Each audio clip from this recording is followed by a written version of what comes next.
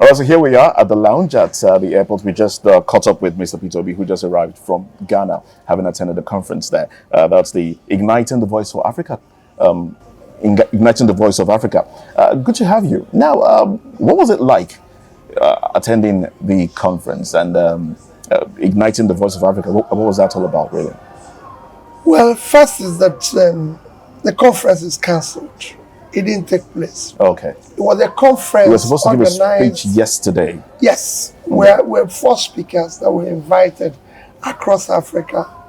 Coaches Patrice Lumumba, Dr.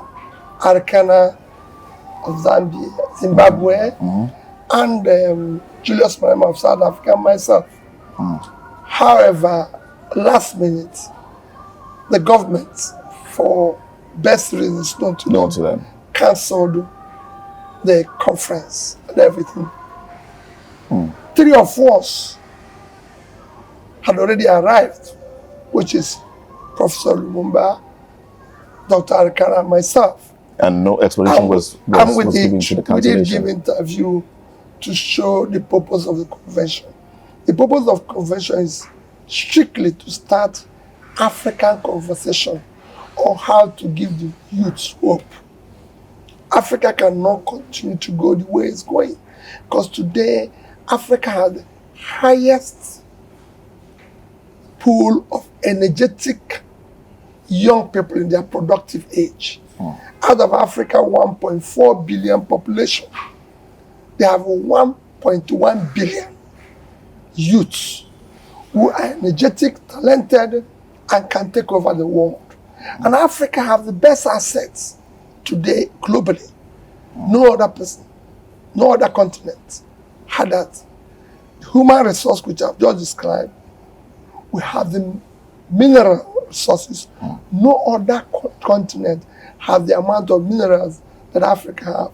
We have 40% of the world gold today, 90% of the platinum.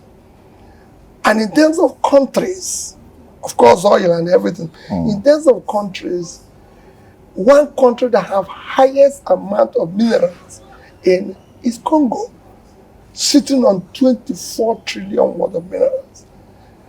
Africa as a continent have 65% uncultivated arable land. If you position all this, Africa is there to go. So you must give the young ones hope. Now, talking about and so it is then it's happening now with all this potential. Africa is home to the poorest number of people. Where out of the 700 million people that are poor globally today, 431 million is from Africa. Over 60%. That is not acceptable. Not acceptable indeed. Now, talking about giving the young people hope, we do know that drug abuse has been prevalent. I'm going to bring it home to Nigeria, in as much as we're talking about Africa, but Nigeria is home to some of us. Drug use has been prevalent amongst the youths. What do you think can be done differently? Just today, it's been the news that a shipment of Colorado was seized at this airport because some people were importing drugs, and this has been ongoing for quite a long time. Well, quite frankly, you must shift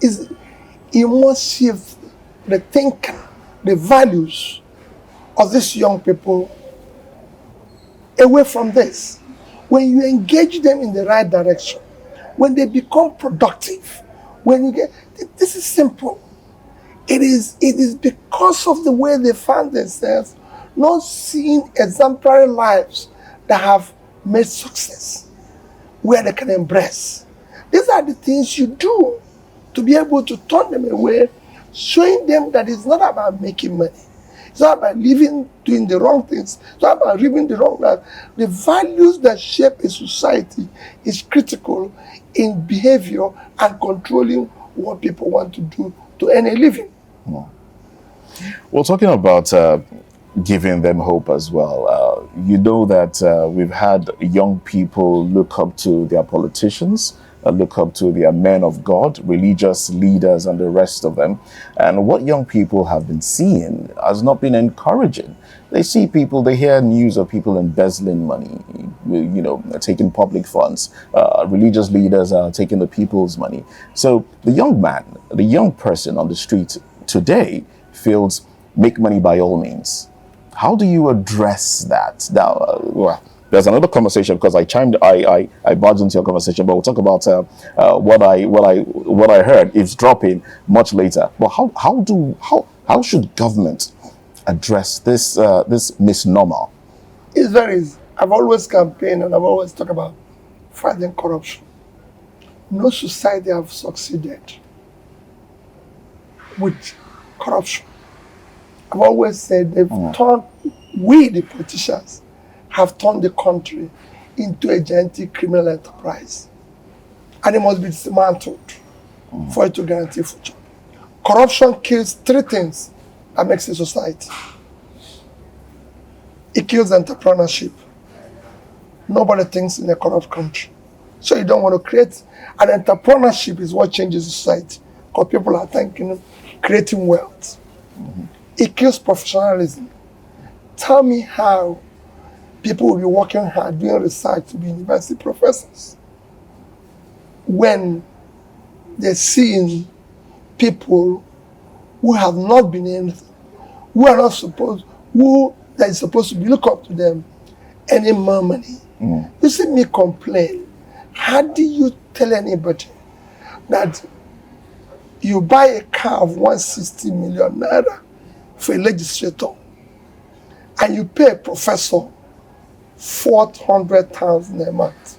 So if the professor decides not to eat, not to do anything, but to save his money, annually he will save maximum 4.8 million naira. Call it 5 million. So if he save his money for 30 years without eating, without doing anything, he will not be able to buy the car you bought for a legislator. It is unacceptable. You must dismantle this to make the society move. People must take their right place. I've gone all over the world schooling, and I can tell you, my dean, when I was in Kellogg graduate school, where I'm a Kellogg scholar, told me he earns more salary than governor of Illinois. The biggest state in America today is California in terms of GDP. Now, we need to deal with the issue of corruption. You need to do with the issue of this thing. You just said about church. Nigeria is the only place you move around on the street. You find more religious If you see 9 signboards today, 6 is church, 3 is funeral, and 1 is products. That shows you must change it. You must stay with it. There's nothing wrong. We are here by His grace. We are by anything, but God can only bless production. He cannot bless consumption. He blesses production. We can must do something. That's why they said God gives to those who have. So you must be doing something. You don't just get up in the morning and go to church. I'm a Catholic. They don't run the church on heaven is full of grace.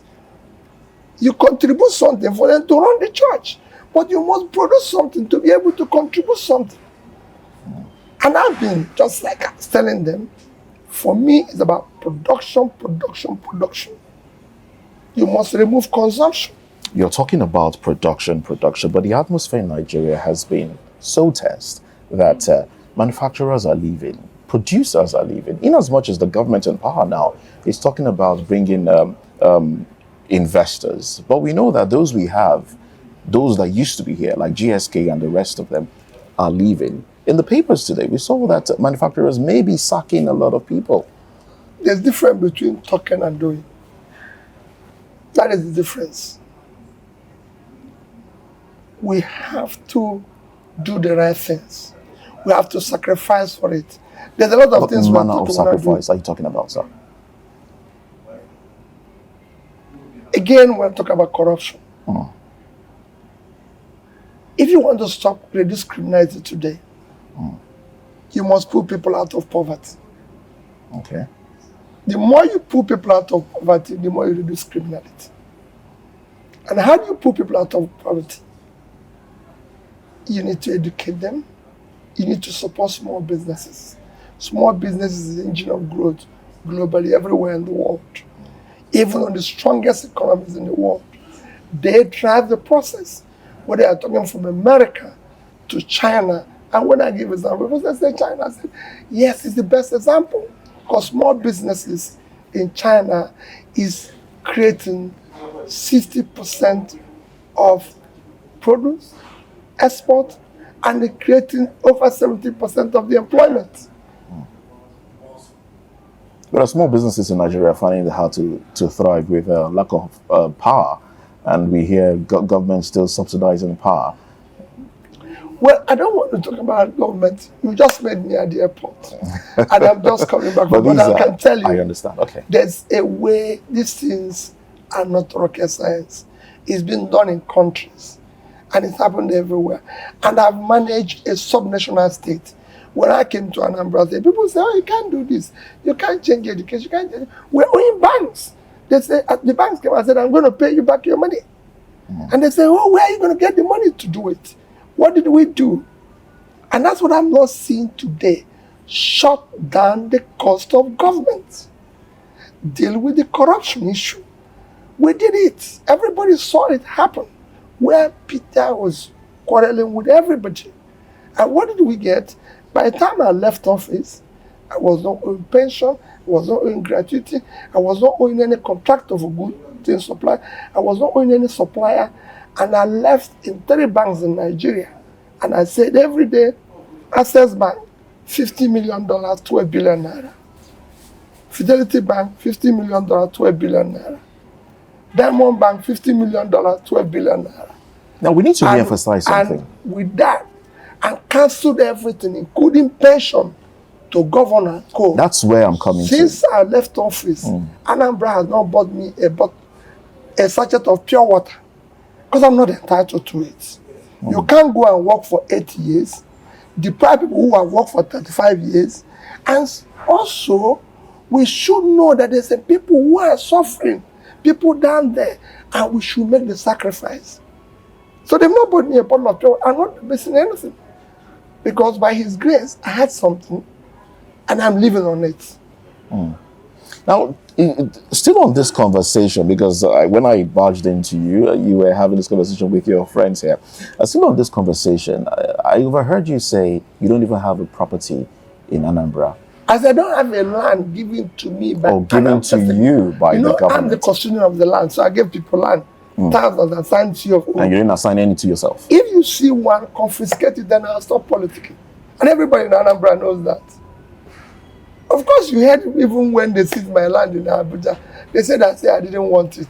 I'm sure you must have read it. Yes. Not because I didn't want it, because I didn't see her as wives who own houses all over Nigeria.